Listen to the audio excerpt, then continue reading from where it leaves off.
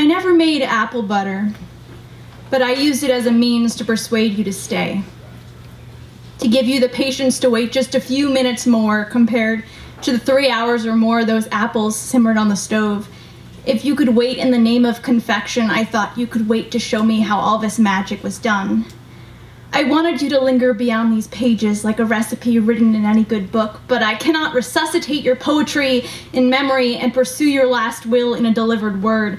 I never found consolation in 911 epiphanies or parting gifts composed in blockbuster scenes. Play fast forward and idolize how our friend sees her will into the world beyond the disconnected triumph of her 2 feet. A passing legacy, her departing breath, one unreasonably high bridge, and that man-made step into the abyss.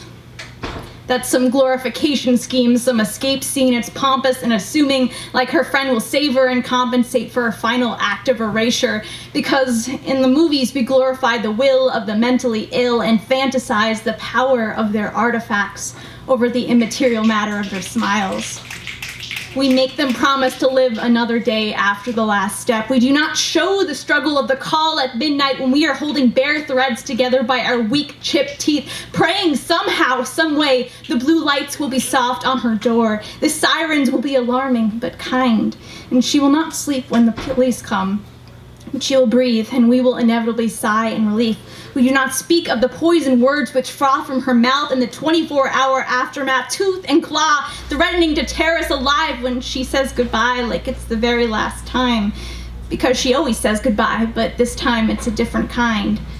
We do not promise hello because that's all we had to offer when we dialed 911, and thank God she was home because it was the right time in the right place just this once, and you are not a mess alone clutching your phone like you were tethered and simultaneously disconnected because you did the right thing even when your name becomes an erasure poem in her eyes. You did the right thing. We speak it as a prayer, a promise, until all that is left is a single sentence, smooth and soft and chaotic but true. She is safe. And in this moment, that is enough. Today, I bought apple butter from the store because I had never tasted it before. I didn't wait on it. I wasn't patient enough to see the sweetness through. I opened the jar. I spread the fine line of memory out so faint until I was left with traces of tears and molasses, sweet as forgiveness. And then I devoured the bread whole.